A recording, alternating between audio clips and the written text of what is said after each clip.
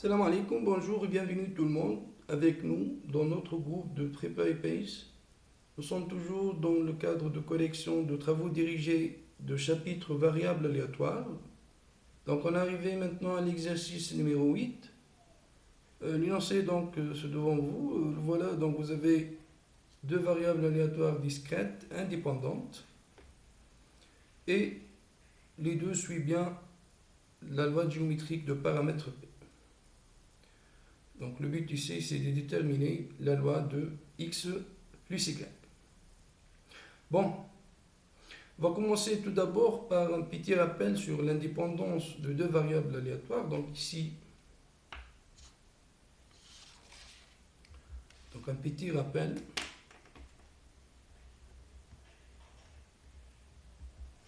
De variables aléatoires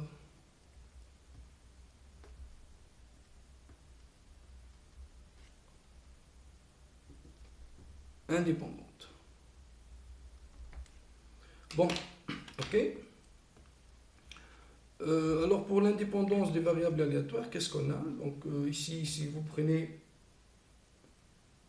deux variables aléatoires x de oméga, donc x de oméga, donc on le prend en général dénombrable, c'est égal à une suite, disons xn à la limite. Sinon c'est fini, c'est un ensemble fini, c'est le même travail finalement. Ok. Y kiff sur la même espace probabilisable à valeur de y de oméga qui est un certain f que je vais le présenter comme une suite y. Ok. Et la loi de couple, ou plutôt la variable aléatoire de couple xy de oméga à valeur de e croix f de loi pxy de x y est égal à, bien sûr, p de x est égal à x, y est égal à y. Bon, bien évidemment, le x de loi px et le y de loi py. Maintenant, on veut voir, si vous voulez, si tu prends un événement A fois B de l'univers, bien sûr, concernant la répartition d'oméga suivant la variable aléatoire, le couple de variables aléatoires x, y. Donc je prends A fois B, une partie de E croix F. Ok. Et lorsque tu prends ici le pxy de A fois B, ça c'est égal. La probabilité que x appartient à y appartient à b, ou c'est la probabilité de x appartient à inter y appartient à b. Bon, vous savez évidemment que la probabilité de l'intersection de deux événements, lorsque celle-ci, donc je prends ici que le py de b ou le p de y appartient à b n'est pas négligeable, donc sa probabilité est différente de 0. Donc je peux utiliser le conditionnement, ça c'est égal p de a inter b, si vous voulez, c'est égal à quoi? C'est la probabilité de x appartient à, sachant y appartient à b, fois le p de y appartient à b. Ça, c'est la probabilité de l'intersection. L'indépendance, maintenant, c'est quoi? Bon, c'est toujours la même philosophie. Lorsque tu dis ici, dans le cadre général, que deux événements A et B sont indépendants, c'est que la réalisation de B n'a pas d'influence sur la réalisation de A et de kiff-kiff, la réalisation de A n'influe pas sur la réalisation de B. Ici, la même idée, comme j'ai dit pour les variables aléatoires, donc pour tout ce qui est dit ici que x et y sont indépendantes, c'est-à-dire n'importe quel résultat sur y, donc n'importe quel résultat réalisé par y n'a pas d'influence sur la réalisation de x. C'est-à-dire le p de x est égal à quelque chose ou elle appartient à quelque chose, sachant le y varie dans un ensemble donné, celle-ci n'a pas d'influence, donc celle-ci, ça, c'est le p de x appartient à, ok, fois p de y appartient à b. Donc ici, lorsque x et y sont indépendantes. Bon, évidemment, ici, ceci, quel que soit le a fois b, bien sûr, appartient à l'ensemble des parties de le produit E fois F. Ben, donc, ça définit bien l'indépendance. Comme j'ai dit, c'est que le Pxy de AB, ou le Px appartient à Y appartient à B, c'est égal au produit, quel que soit A et B, A inclus dans E et B inclus dans F.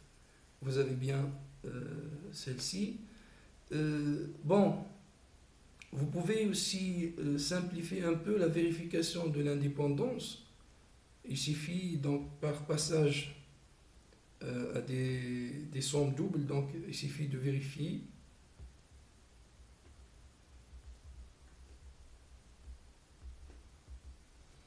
que le Pxy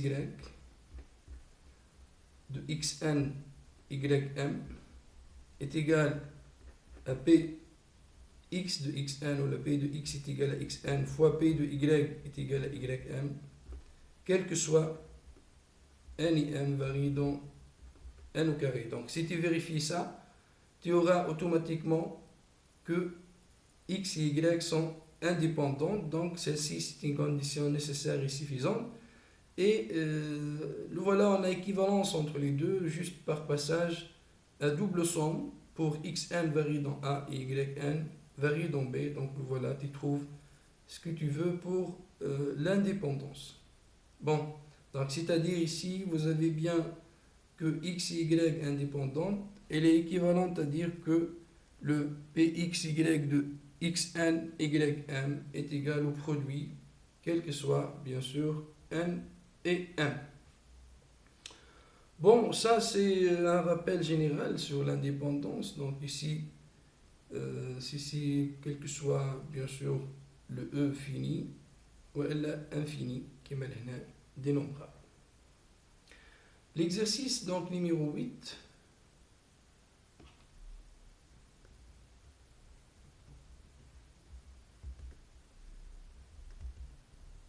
Donc ici, qu'est-ce qu'il fait? Il prend deux variables aléatoires discrètes. Donc x, il suit la loi géométrique, donc c'est-à-dire une application de oméga à valeur de n étoile. X suit la loi géométrique de paramètre P, c'est-à-dire que Px de n est égal P fois 1 moins P puissance n moins 1, ceci quel que soit n supérieur ou égal à 1. De même, aussi il a dit que la variable aléatoire y suit aussi la loi géométrique. Donc y suit la même loi géométrique de paramètre P. D'accord, donc il nous a demandé de quoi? C'est de déterminer la loi de variable aléatoire x plus y. Donc S qui est égal à x plus y, c'est application de quoi? De oméga dans, normalement, lorsque tu prends ici S de oméga, on va essayer de voir le S de oméga, ça vient quoi? Que tout oméga associé, S de oméga est égal à x de oméga plus y de oméga. Lorsque tu prends ici oméga appartient à oméga, x de oméga plus y de oméga, il est comment? X de oméga, il est dans n étoile, et y de oméga, il est aussi dans n étoile, c'est-à-dire il est supérieur ou égal à 1, et celle-ci, il est aussi supérieur ou égal à 1. C'est que ça, c'est un entier qui est supérieur ou égal à 2. Donc, finalement, ça, c'est clair qu'il est inclus dans n étoile privé de 1. Est-ce que c'est égal à toute cette partie-là ou non? Ça dépend. On va essayer de voir, de vérifier pour un n quelconque qui appartient à ça. Et si on trouve, si vous voulez, des éléments tels que, bien sûr, c'est un événement impossible, on peut le retrancher, mais finalement, c'est inclus dans ça, dans n étoile privée de 1. Et on va essayer de vérifier pour n quelconque ici, à quoi est égal la loi de S, c'est-à-dire la probabilité de S est égale à 1. Donc, on veut bien, comme j'ai dit, trouver la loi. Je prends soit n supérieur ou égal à 2 et calculons PS de n. C'est la probabilité que S est égal à 1, yani x plus y égale à 1. À quoi est égal maintenant l'ensemble x plus y égale à 1? Donc x plus y égale à 1, je veux bien, si vous voulez le voir, ça tombe combien exactement? Ok? Donc ici, si tu prends un oméga dans l'ensemble x plus y est égal à 1, on va essayer de trouver une double inclusion. Si seulement c'est quoi? X de oméga plus y de oméga est égal à 1. C'est bien? Ok. Et vous avez évidemment que le x d'oméga, toujours n'oubliez pas, et le y d'oméga sont des entiers supérieurs ou égal à 1. C'est-à-dire, lorsque tu dis comme ça, c'est équivalent à dire, toujours sous l'hypothèse que x et y sont des entiers supérieurs ou égal à 1, ou bien x de oméga est égal à 1 et y de oméga est égal à n moins 1, ou x de oméga est égal à 2 et y de oméga est égal à n moins 2, ainsi de suite.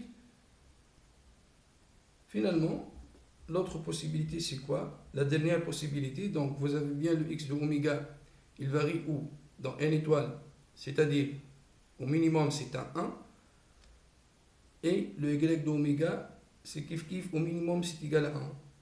Est-ce qu'on peut arriver à n ici? Si on arrive à n, c'est que le y est égal à 0, mais y, bien sûr, ne peut pas être égal à 0 parce que c'est dans n étoile.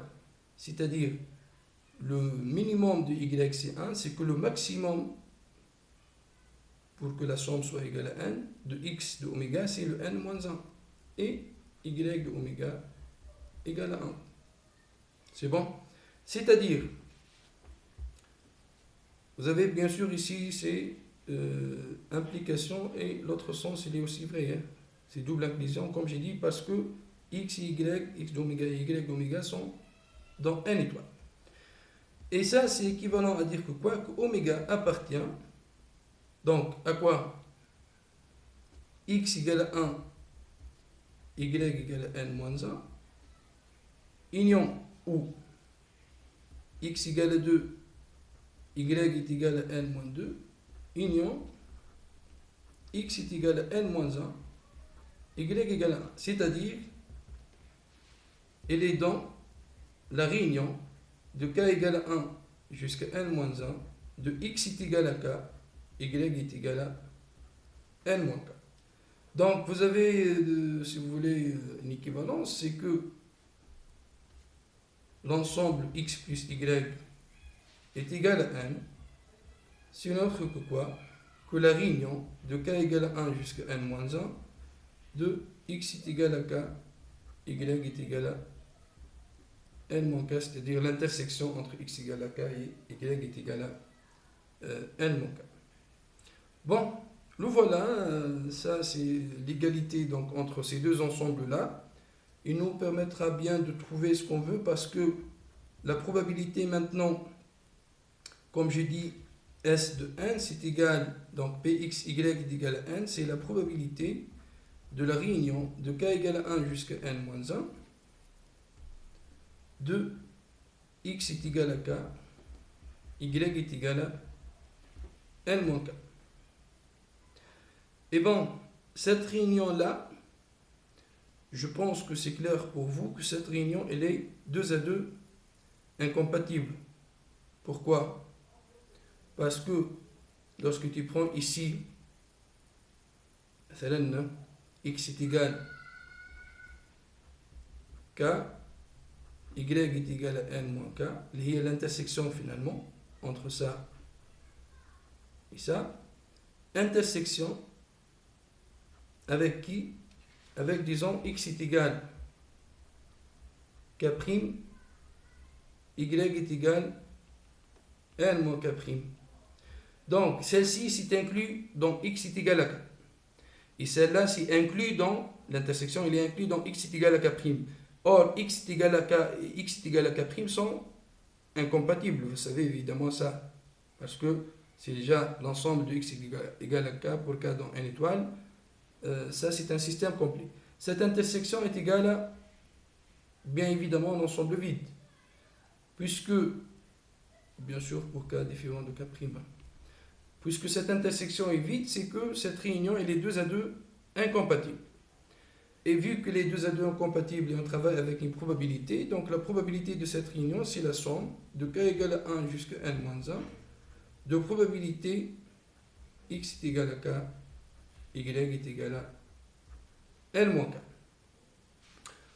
Bon, c'est bien. Donc maintenant, on arrive à l'exploitation de l'indépendance. Donc x, y indépendante. Vu que x et y sont indépendantes, ça te donne quoi? Que p de x égale à k, y égale à n moins k, c'est égal à la somme de k égale à 1 jusqu'à n moins 1 de p de x est égal à k, ou la px de k, fois p de y est égal à n moins k. C'est bien? Et celle-ci, qu'est-ce qu'il nous donne? C'est égal, on sait bien que x et y suit la loi géométrique, c'est égal, la somme de k égale à 1 jusqu'à n moins 1, le p de x est égal à k, donc ça c'est p fois 1 moins p puissance k moins 1, fois p de y égale à n moins k, c'est p fois 1 moins p puissance n moins k moins 1. C'est bon? Et à quoi est égal ça? Donc c'est égal à la somme de k égale à 1 jusqu'à n moins 1. Qu'est-ce que vous avez? Vous avez p fois p, c'est un p au carré. Et 1 moins p avec ces puissances-là. Vous avez n moins k moins 1 plus k moins 1. Ça c'est 1 moins p puissance n moins 2. La sommation de k égale à 1 jusqu'à n moins 1. Vous voyez bien que pas de k ici. Donc ça ne dépend pas de k. C'est-à-dire la sommation c'est juste le nombre de termes fois celle-ci, et ça c'est n moins 1 moins 1 plus 1, c'est-à-dire ça fait n moins 1 fois p au carré fois 1 moins p puissance n moins 2. Donc le voilà ici, on a trouvé, si vous voulez, la loi, ça c'est pour n supérieur ou égal à 2.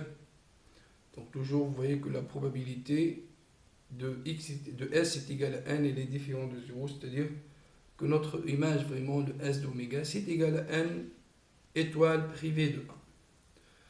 Bon, voilà donc, si vous voulez, la loi, donc P de S de n égale n moins 1, P au carré, 1 moins P puissance n moins 2 pour n supérieur ou égal à 2. Si vous voulez, vous pouvez faire une petite simple, plutôt c'est une vérification de somme, juste ici,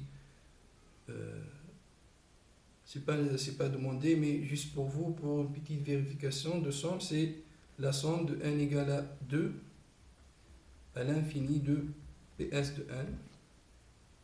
Ça c'est égal, la somme de n égale à 2 à l'infini, donc vous avez n moins 1.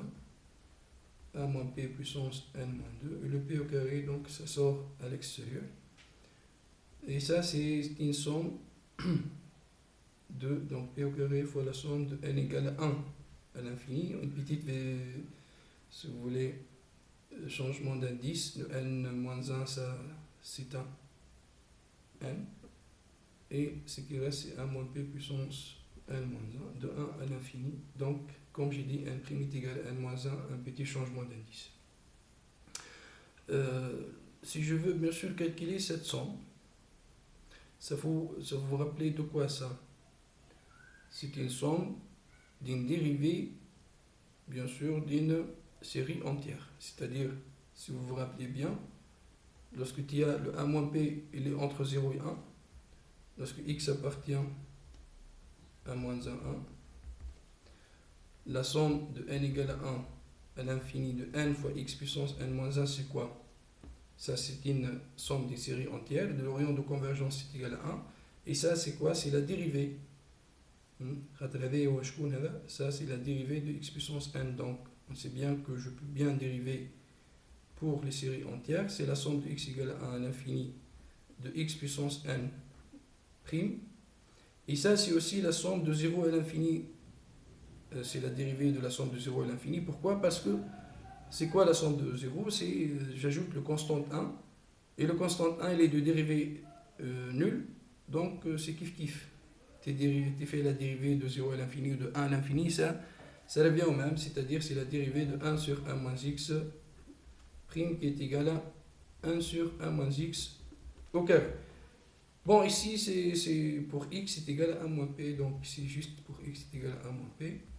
La somme, donc, de n égale à 1 à l'infini de n fois 1 moins p puissance n moins 1, si on n'a que 1 sur 1 moins p, le tout au carré. Et 1 moins 1 moins p, c'est fait 1 sur p, donc c'est 1 sur p au carré. Et ça va, donc le voilà, ça te donne bien que la somme de n égale à 2 à l'infini de ps de n, c'est égal à p au carré fois 1 sur p au carré, c'est égal à 1. Donc une petite vérification en utilisant les séries entières. Bon, bref, c'est bien ici, juste il y a une autre méthode, donc on peut parler un peu d'une deuxième méthode. La deuxième méthode, ça utilise ce qu'on appelle les fonctions génératrices, donc fonction, la série génératrice. Ok, donc c'est kiff-kiff. La série génératrice, c'est quoi? C'est une série entière qui caractérise, si vous voulez, la loi de probabilité pour x. Donc ici, on parle de série génératrice lorsque la variable aléatoire x de oméga a valeur dans n ou est la partie de n. Ok? On sait bien ici que lorsque vous avez une variable aléatoire à valeur dans n, sa loi est uniquement déterminée par le px de n pour n appartient à n. Ok, donc c'est une suite finalement. Donc c'est une suite.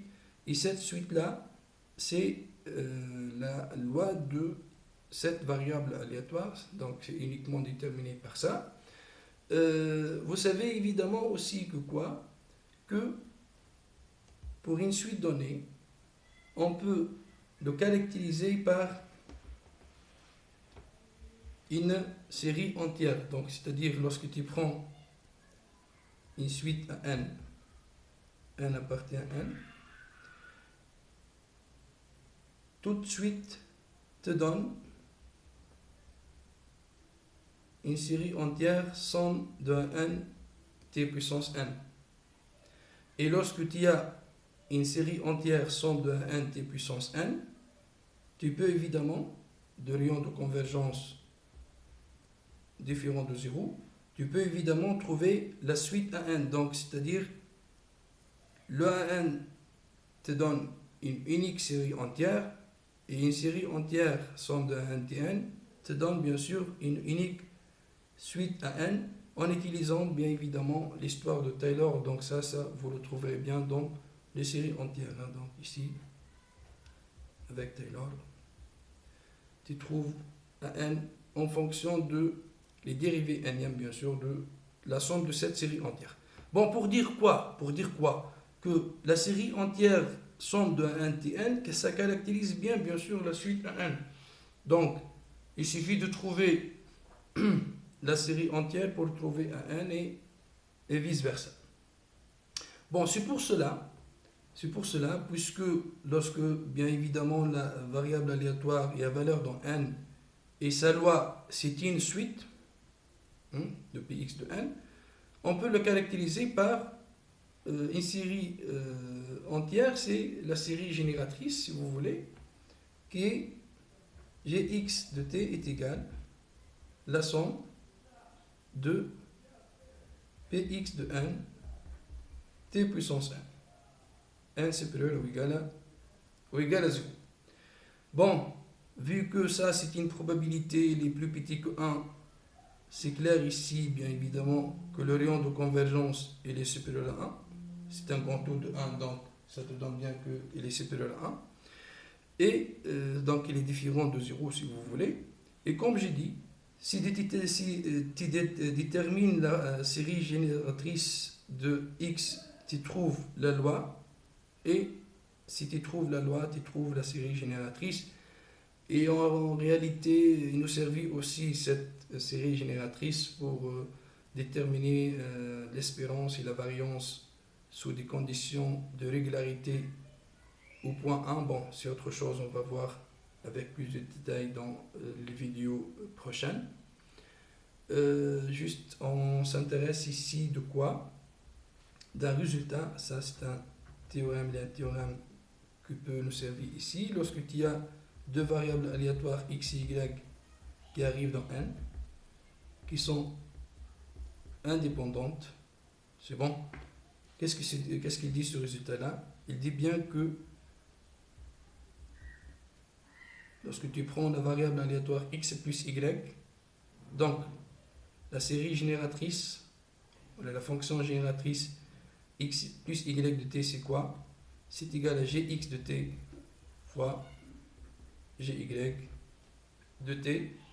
Donc, bien sûr, t varie dans un domaine d'intersection de rayons de convergence, le minimum entre le rayon de ça et le rayon de ça. Bon, le voilà, c'est bien. Donc, c'est-à-dire, vous avez l'indépendance, il te donne ça. Je sais bien la série entière gx et gy, qui sont les fonctions génératrices de x et y. Et je trouve par conséquent de gx plus y de t. Et en écrivant, si vous voulez, cette série entière de la forme somme de bn t puissance n, ce bn là, ça va être tout simplement quoi? La loi de cette variable aléatoire. Ok? Donc voilà, c'est comme ça une méthode possible pour trouver la loi en utilisant la série génératrice. Bon, dans notre exemple, qu'est-ce qu'on a? X, il suit la loi géométrique de paramètre P, c'est-à-dire que Px de n, c'est égal à P fois 1 moins P puissance n moins 1 pour n supérieur ou égal à 1. C'est-à-dire que le gx de t, c'est la série entière somme pour n supérieur ou égal à 1 de P fois 1 moins P puissance n moins 1 t puissance n. Px de n, t puissance n, n à partir de 1. Ça va? Le même résultat pour y, parce que les deux, ils suivent bien gy de t, c'est aussi égal p 1 moins p puissance n moins 1 t puissance n. Bon, ok. Bon, ici, il faut dire que c'est la série géométrique, mais lorsque tu dis gx de t est égal, normalement, on parle bien de la somme de 1 et l'infini. On a fixé les choses pour la série, et sous-entendu, ça, c'est dans le rayon de convergence. بالنسبة للسيري هذه وهذا في الإطار زاد كيف نتاع rayon de convergence. وإلا sinon on travaille toujours dans moins 1 pour le moment. On n'a pas besoin de vérifier à quoi est égal le rayon. Pour t à partir de moins 1, c'est largement suffisant de vérifier les choses parce que on a besoin juste de faire le DSE de produit, donc en utilisant le produit de Cauchy ou la Hajora. Et c'est bon, donc si on trouve le produit, yani, gx plus y, ça va, ça nous donne ce qu'on veut. Ça nous donne la loi de x plus y. Ben, Alors, on passe. Est-ce qu'on peut expliciter, si vous voulez, le gx de t? Le gx de t, qu'on a une somme هذه. Et celle-ci, est-ce qu'on peut, si vous voulez, le simplifier? Donc la somme de n égale à 1 à l'infini de p fois 1 moins p qu'on a puissance n moins 1 fois t puissance n. Maintenant 1 moins p fois t, le tout puissance n moins 1, ou تبقى ثم t برا. C'est bon? C'est-à-dire c'est égal à t fois p fois la somme هذه. La somme هذه نجمو نعملوها à partir de 0, donc de n égale à 0 à l'infini. On fait un petit changement.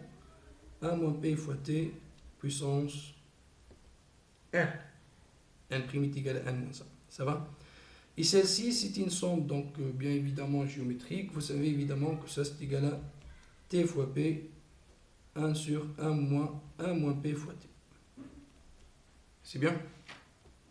Donc, c'est simple ici de trouver le gx de t. C'est la somme d'une série géométrique multipliée par quelque chose. On a x et y sont de variables aléatoires indépendantes. Donc, en utilisant cette indépendance, qu'est-ce qu'on gagne? Ça nous donne bien que le gx plus y de t est égal à gx de t fois gy de t.